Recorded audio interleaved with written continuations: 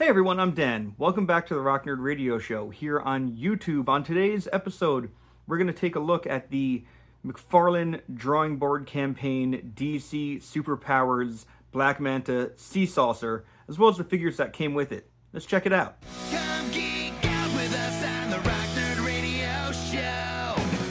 So like I said, we are checking out the drawing board campaign. Seemingly was going to come out anyway. DC Retro Superpowers Black Manta Sea Saucer, his mobile headquarters, as you can see there on the box. I do want to address the figures that came with this first, though. So obviously this did come with a Black Manta, and this is reminiscent of that 67 Aquaman cartoon, 1967 Aquaman cartoon. I really like the look of this figure. I thought this was fun, and although I don't buy a lot of the retro superpowers, this was kind of on my list of something I wanted to pick up. I do like Aquaman and his supporting cast. I do have one of the Black Mantas already that I will compare this with. But yeah, I wanted to pick this one up. I thought it was pretty cool, and like I said, looks like that retro cartoon, which was actually like my first introduction to Aquaman. I remember watching that on like the USA Cartoon Express.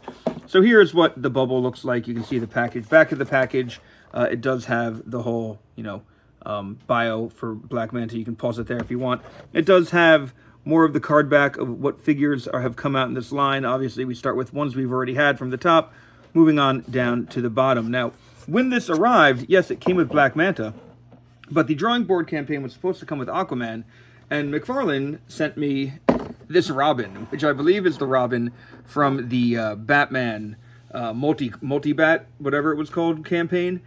So I reached out to McFarlane Toys, and I was like, hey, you sent me the wrong one. I told them I was willing to send back the Robin, and they said, no need, we're just going to send you the Aquaman. And I was kind of waiting to do this review because eventually this Aquaman arrived. So we're going to look at all three of these figures. We're going to look at Robin, even though I don't really want him and he doesn't fit in with this set. But since I have him in front of me, hey, why not? But let's start off with Aquaman, because this is the first Aquaman I've bought from the Retro Superpowers line. I've kind of figured if I was doing the drawing board campaign, I was going to go back and try to get another Aquaman. But I'm going to open him off camera real quick. And here is Aquaman out of the package. You can see it is a very Aquaman-looking figure. I didn't realize until I had this figure in hand that he has a beard. He's got his bearded look going on here. It feels like it's just painted. I don't think this is sculpted. But yeah, it is so faint that it's almost hard to see. I didn't realize that's what we were getting. Like you can see, with the light in my hand behind it, you can see that there is a beard there. There could be, honestly, a paint mistake on here, and I wouldn't know because it is coming across so light on camera. And even in person, it looks very light. But he does have his long Aquaman hair, as you would expect. The shirt is, of course, that C-scale, sculpt on there. We do have his gloves, looking, very much like gloves look. One hand is a grip hand, one hand is just a flat hand. Part of me wonders if it shouldn't be maybe angled a bit to make it look like he's like swimming at some point. Moving down to the belt, we do have his yellow belt with the Aquaman A on it. Black painted trunks that go down to the green legs, and then the black boots. And of course, we do have the fins coming off the back of the legs. They painted the under part of the fins on the legs, which I don't know if that's comic accurate or not, but considering that's where like the boot starts, it does make sense. In terms of articulation, you already kind of saw it, but his head goes left and right. His arms will go all the way around, just like that, both of them. Legs are going to kick forward this much. They also do kick back that much. And he has a single knee joint as well. He does have pegs in his feet, so if you have stands, you can put him on a stand. And of course, he does have this nice trident, which is actually a trident. There are 3 prongs to it. It's painted, it's sculpted, molded in like a goldish color. It's not very shiny, but it is there. And he holds the trident just like that. Just kind of Aquaman holding a trident. It's not big enough to like have him hold it straight in front of him and rest comfortably on the ground. Like it. Let me move the sea saucer for a moment. But like you can see here, it's almost flat on the ground, but not quite. And if you move his arm, it doesn't quite hit. So you're not going to be able to have him standing there with this on the ground, unless you bend his legs a little bit, then maybe that would help. But then it kind of looks like he's squatting for some reason. So there we go. This is the Aquaman. He looks fine enough. We'll put him back here. let's check out Robin, because I wasn't really expecting him. And just like everybody else, you know, you get a Robin in the package. We have some neat artwork that doesn't match what the figure is.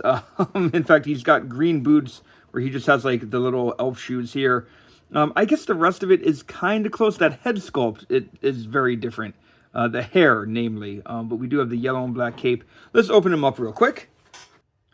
So here is Robin, and I guess to go with Robin, I'll have to get one of the already 10,000 made Batmen from this line. Like, if we look at the card back, there are so many Batmen on here. There's this one, which I think is from the drawing board campaign, but it seems like this drawing board campaign is actually coming out as a wave, so maybe I pick up that one. There's an unmasked Batman head.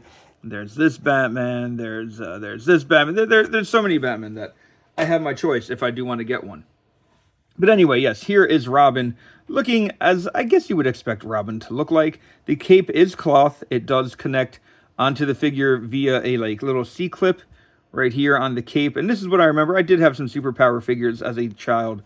That's how I remember them connecting. So that is very much on point to what was used. Let me just flip out the cape. There we go. Nice Robin R on his chest. We see the seams for the costume. They are sculpted. In terms of the head, we have the mask, which is sculpted on. Bit of a smile from Robin. And then this this haircut. I don't know. Is it more like a Tim Drake kind of haircut? I'm not entirely sure. His arms are kind of bent here, you know, at the elbow, which makes him look a little more action ready, I suppose. He does have a grip hand and a punch hand. Moving on down, we do have the sculpted belt. Moving down more to his bare legs with the big green boots. Looking at the back without the cape, you can see notches on the belt there and the green paint that follows through on the costume. Like I said, the cape is black on the inside, yellow on the outside. Looks pretty good. And in terms of his articulation, we have, same with Aquaman, left and right head. Arms can go all the way around. The cape is there. It doesn't really get in the way, though, because it is cloth. Legs kick forward. They kick back all the way. And single joint on the bend of the knee. And there's Robin. Nothing super thrilling about this. Just kind of looks good on a shelf. You know, to me, these DC retro superpowers definitely represent just kind of action figures that like kids could play with. You know, they're very basic. You know, they are calling back to an earlier time of action figures, namely like, you know, when I was a little kid. Back in the 80s and early 90s, where they were just toys meant to be played with. They're not super articulated, but you could throw a couple in your pocket and, you know, take them when you're going to grandma's or something. Anyway, here is Black Manta. We already kind of saw his package. We are going to open him up, and I will compare the old Black Manta to this one when I have him up. So here is the new Black Manta, and as you can see, looks like that retro style Black Manta. Has like almost a swim shirt over the rest of his costume, but nice orange eyes, the tubes that connect to the backpack, black gloves, black boots. You know, it looks pretty good. Nice sculpted belt, as you can see. Backpack is on. I'm pretty sure it's glued on. I don't think that's coming off. Yeah, it doesn't feel like it's coming off. In terms of articulation, his head will move left and right, and the tubes are soft enough to move with them. They don't really stop it from moving all that much. Arms go all the way around. They do hit the tubes a little bit. Same thing with the legs, as everybody else so far. Kick forward, kick back, single joint bend at the knee. So there we go. But looking at this Manta compared to the other one that I have, and I know there have been two Black Mantas. This is the other one that I have. This is more of a modern comic style, the one that I've already owned. But this is the exact same sculpt.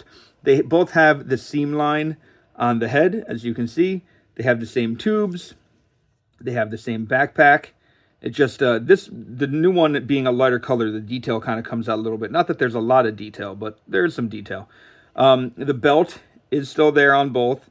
On the newer style one, it's kind of hard to see because he's all just black, but it is there. And that's really it for my Mantas. There we go. That's how they look together. And bringing in all of the characters from this drawing board campaign that I have. So we have Manta, we have Robin, we have Aquaman. There we go. And, you know, here's my other Black Manta for the hell of it.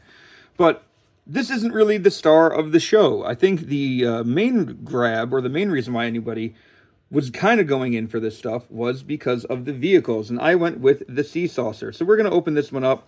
Once again, it is Black Manta's mobile headquarters. Let me show off the box real quick. I'm just going to move the figures off to the side. But the box looks very much like an old Superpowers box on all sides, pretty much. You know, we have everything here that you would expect. And then on the back, we have some callouts. So push to open the cockpit. We have 2 shark torpedoes. We have seats, 1 figure, and free spinning propellers. So a couple cool features on this. Let's get it cracked open. And just so you know, some assembly is required with this. We have the wings here and the main body of the saucer here. So I'm going to pull this out. So it looks like it should just slide out. This is the second vehicle I've picked up in the Retro Superpowers line. I did pick up Blue Beetle's Bug because I caught a sale last summer, and I was like, you know, why not? I thought it'd be fun to buy it. Kind of regret that. Not that the Bug is bad, but I don't need to really go all in on this stuff, and so I kind of did. Just so you know, the shark torpedoes are attached already on the Sea Saucer when you get it. And I have heard, or seen pictures rather, that the Bat Multicraft is considerably larger, a larger vehicle. I've seen, I guess, people are finding these in like GameStops and stuff. And the box for the Bat Multicraft seems a lot longer. So I do find that interesting. I think the Bat Multicraft also fits 2 characters, while this just fits 1. So let's try to put this one together. We do have a tail piece here, as you can see, and just going to, I guess that sticks right into the back here. There we go, and actually goes kind of seamlessly. Like, you can see the seam line, but you can't really tell that this is necessarily a part that I just stuck on. In terms of the wings, I'm assuming these headlights go front. So, do I just snap them in? Yes, I do. God, I hope I did that right. Let me just look at the box picture real quick. Yep, that is definitely the way it goes. Because they do have the propellers, but it would make sense that propellers are in the back. So there we go. We have the little Sea Saucer. There's not a lot to this. It is just kind of a manta ray looking ship. But really cool, you know, details for like headlights or headquarter lights. I don't know what to call it. We have this nice little detail in the front as well. Gray detail on the face. Mouth.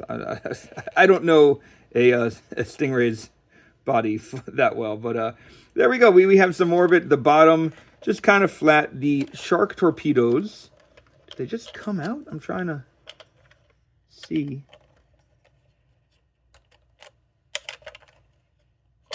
There we go. You do have to kind of angle them and then like lift them out. I'll try that. That may not have been on camera. Whoop. They are also kind of slippery, which is weird. But yeah, so they fit in, and to get them out, you just kind of got to yank them out. There's no firing mechanism with these, so you pull them out, you know, you can have them shooting at Aquaman, because he, I guess, would be on the outside of this. There is an antenna on the top here, so you can see there is some nice sculpted detail. I don't know how well it's coming across on camera, but there we go. You can see it there. It does look cool for the body.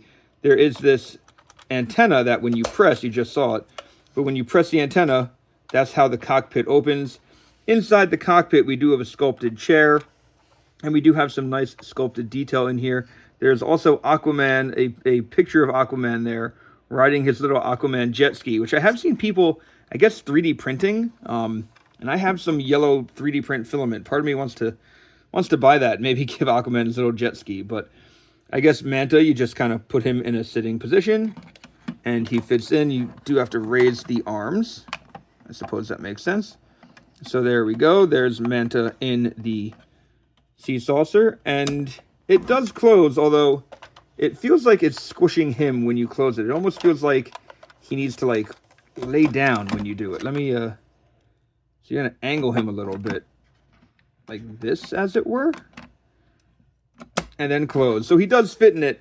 It's cool that he fits in it, but then you don't know that the figure's in there, so this might be something he gets displayed outside, or maybe I find a way to keep it open and have him standing here, you know, standing here like this, so that you know he's in the sea saucer. There we go. I'm going to take him out just for a moment.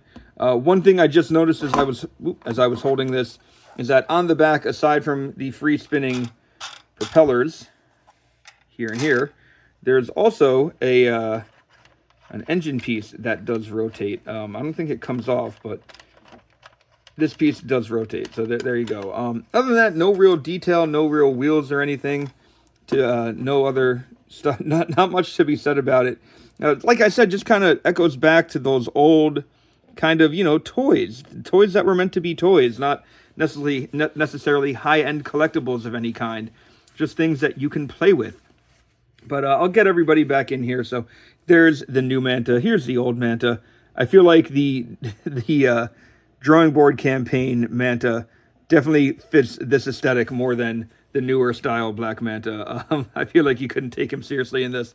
I wonder if they'd reissue this in some different colorway, kind of like they did with Brainiac's ship, to give like a different feel for maybe a different iteration of the character. Here is the Robin that I got. I don't want to say that I wanted, the one that came by mistake. And here is the correct Aquaman. So here's a group shot of everybody from this drawing board campaign and then some. Overall, I felt like it was money well spent. These are fun. I have a small little collection of the Retro Superpowers figures on a shelf.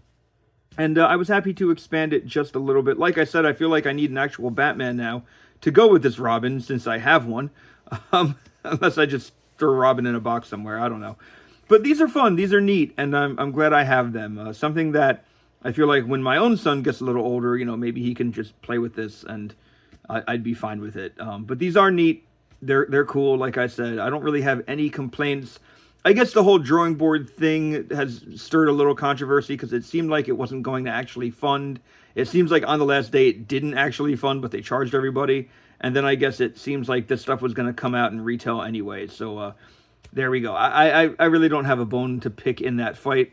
I'm just saying what it seemed like from my observations. But this was fun. It was a neat campaign. Part of me is kind of curious to check out the Bat Multicraft. I wasn't going to do it originally, but now part of me wonders maybe what that might look like. So if I see one at a GameStop or something and it's not a bad price, who knows? Maybe I'll pick it up. But let me know your thoughts. Did you go in for this? Are you waiting for it to hit GameStop? I would love to hear your feedback. Of course, it is always appreciated. You can leave that in the comments below. And remember, you can check out the Rock Nerd Radio Show on your preferred podcast platform. That podcast is hosted by me and my good friend and co-host Vinny, where we talk about all types of different pop culture aspects every week. So every week, different topic, brand new episode. Check it out. We would love it if you did. And until next time, hey, I've been Dan. You've been pretty awesome. I'll see you around.